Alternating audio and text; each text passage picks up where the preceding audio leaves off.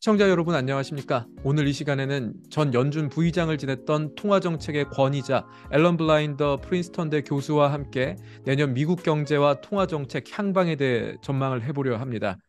Thanks for joining us, Professor. Very glad to be with you. Let's start with the big picture. What do you think are major risk factors of U.S. economy next year? Well, I think the biggest risk factor is probably that the Federal Reserve will overdo it a bit and we'll have a recession, or maybe they don't overdo it a bit. I mean, it is hard to get inflation down a lot without having a recession, a so-called soft landing instead of a so-called hard landing. I think the Fed has a fighting chance of getting a soft landing, but the odds are probably against them. Okay, so then let's check some detail with the following questions. I remember in May you said that a recession is pretty likely with a 50 chance to 60 chance of mild recession. Has your view changed? If so, could you tell us why? No, not at all. I think we still are more likely to have a mild recession than a severe recession. And there are a whole bunch of reasons, of which I'd start with the fact that this Fed, unlike some previous Federal Reserves, does not want to have a severe recession. They are striving for a soft landing. Feds of the past have not always tried for a soft landing. They thought it was impossible. This one doesn't think it's impossible. They will try for it. They may not succeed, but the very fact of that reduces the probability that they will overdo it. Secondly, and related, oil prices, as you know, are way, way down. We hope they will stay very low. That's not for sure, but we hope that they will. Supply chain issues are disappearing fast. They haven't disappeared yet, but they're moving down. Shipping costs, delays, and things like that are moving in our direction finally instead of against us. And the American consumer still has a very large cushion of savings left over from the pandemic emergency checks that were sent out to most, not all, but most Americans 3 different times, actually. Some of that has been spent, but much of it has not been spent and is sitting in consumer checking accounts. Okay, thank you. And by the way, recession could mean different things to various economists. How would you define a recession that U.S. economy may face in 2023? Yeah, no, I would define, as you alluded to, there's a newspaper definition of 2 consecutive negative quarters. We already had that, but they were tiny, tiny negatives. Yeah, I would define it more as GDP falling by 1% or more. Now, that's not the National Bureau of Economic Research definition. And in the past, the NBER has declared recessions when GDP fell less than 1%. So that would be, to me, a very mild recession. Okay, you can call it a recession, but not a terrible thing to happen to an economy as long as you recover from it quickly and then start moving uphill again. Thank you. So now one thing we can say at this moment, the Fed's perception of inflation as transitory turns out to be wrong so far. It looks like goods inflation is slowing down, but how about services inflation? Do you think inflation can be tamed in 2023? What do you think is needed to bring inflation fully down for U.S. economy? I do. Well, let me first start before I will answer your question, but let me first stay very unequivocally that inflation is trending down now. That's a lot better when it was trending up. So each month's inflation number is bringing the inflation rate lower, not higher. And I expect that to continue. So what will it take for it to continue? I think slack in the economy, and the Federal Reserve is causing only a little so far, I suspect there will be more slack, higher unemployment rate than we have now, but not hugely higher. That goes to the point of a mild recession rather than a severe recession. And importantly, and I think the news on this is good, that inflationary expectations don't go higher than they are and get ingrained at a high level. We've avoided that so far. And with inflation now falling rather than rising, I think the chances are pretty good we can avoid that now. As you probably know, if you look at survey measures of expected inflation over 5 or 10 years, or if you look in the financial markets at the TIPS rate, for example, expected inflation rates over 5 years or so are looking more like 2 or 3%, not like 7 or 8%. And that's very, very good and important. And I think it'll continue. Thank you, Professor. So let's back to the question to Fed. And this year, the Federal Reserve has raised the interest rate at the fastest pace since the 1980s. What is your take on the Fed's monetary policy in 2022? I mean, this year. Yep. I think they're finally getting it right. Look, they were late to the party.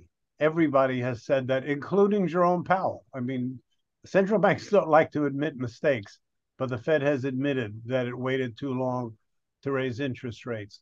A corollary of that is if you wait too long, you better catch up in a hurry. So you better raise rates very fast. I sort of frown when I hear people criticizing how fast the Fed is going up. Some of the same people that said it was slow to get started. Well, if you're slow to get started, you better move fast once you start moving. So I think once they did start moving, they're doing a very good job. And as I said at the outset, there is some danger they'll go too far, too fast, but probably not. I think the odds are in our favor on that. So when we focus on the market, recently U.S. stock market participants, I think they have misunderstood Jay Powell's message. Sometimes, at least we already saw in July or August, leading to excess market volatility. So in your opinion, what are the main points that the Fed is trying to communicate to the market participants? A couple of things. And you're right that the markets often get the Fed wrong, despite the Fed being much more talkative and open than it has been in the past.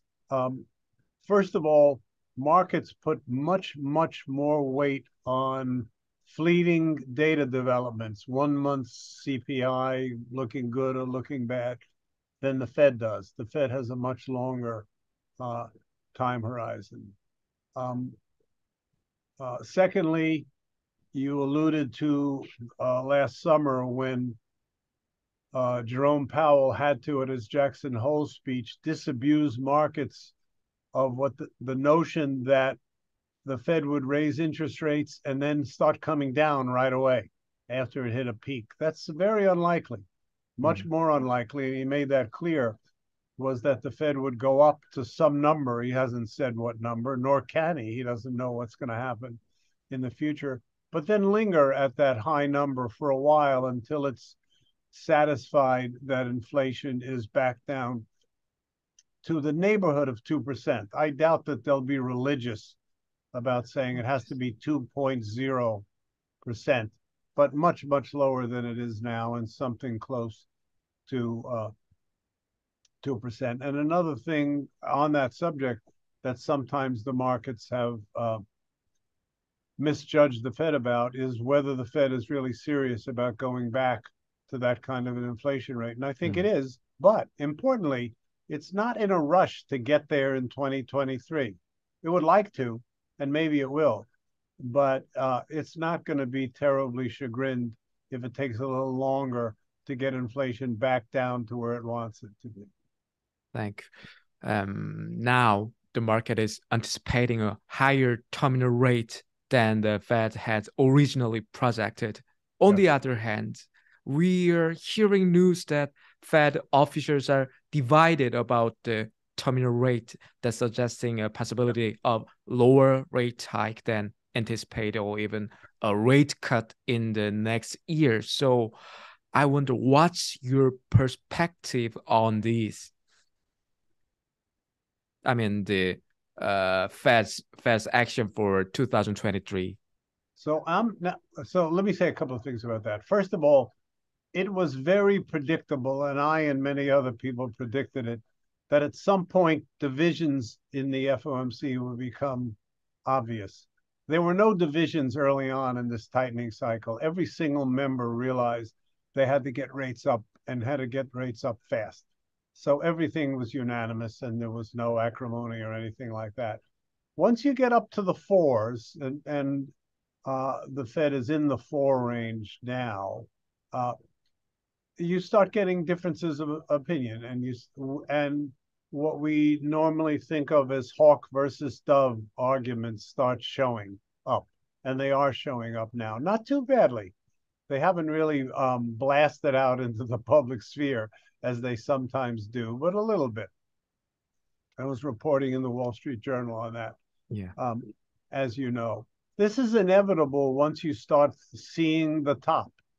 So some people might think the top rate should be 4.5. Some people might think it should be 5.5, and that's something to argue about. That's 100 basis points more or less of tightening, and that's the kind of world we're going to be in for a while, I think, until it becomes definitively clear that the Fed has stopped, and most everybody on the committee thinks they should have stopped, but we're not there yet. So let's check one thing, possible risk factor for the 2023. I think it could be a U.S. labor market. It looks resilient by the number of job reports.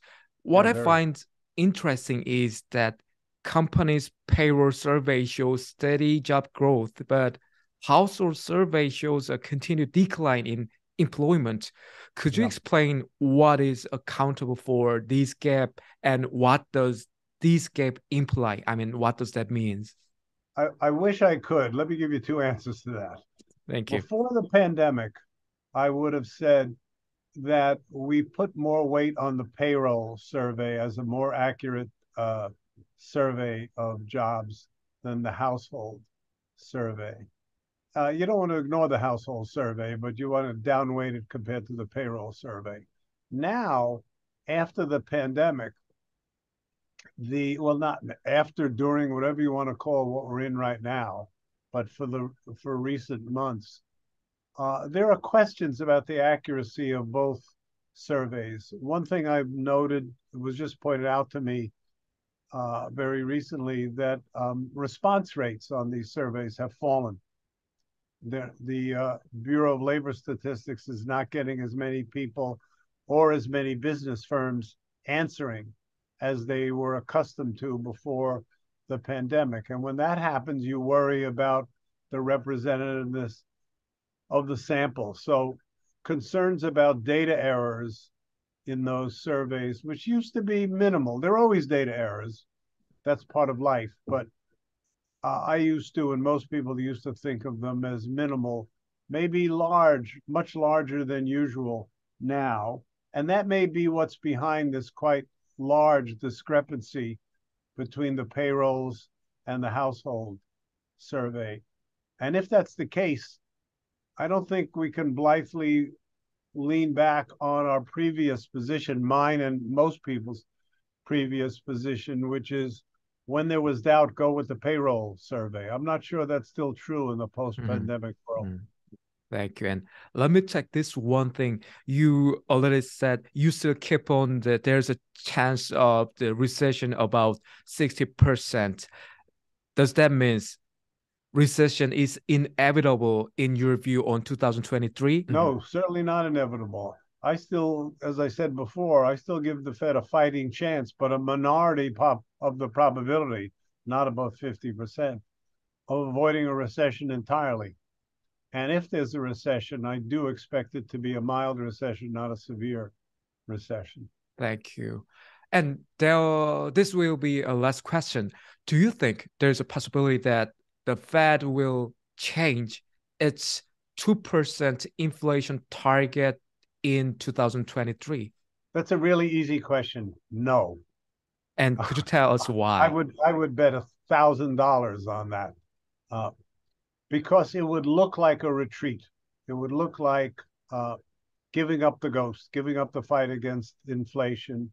If they raised it from 2 to 3, there would be immediate questions, or will they raise it from 3 to 4, and so on. So while a number of people outside the Federal Reserve System have talked about that, I don't think there's any talk inside the Federal Reserve System of even considering the idea. Thank you. And that's all for today's interview. Thank you for your insight. Thank you for sharing all. You are very welcome. Thank you. 지금까지 앨런블라인더 프린스턴대 교수와 함께 내년 미국 경제 주요 변수에 대해 알아봤습니다. 시청해주신 여러분 감사합니다.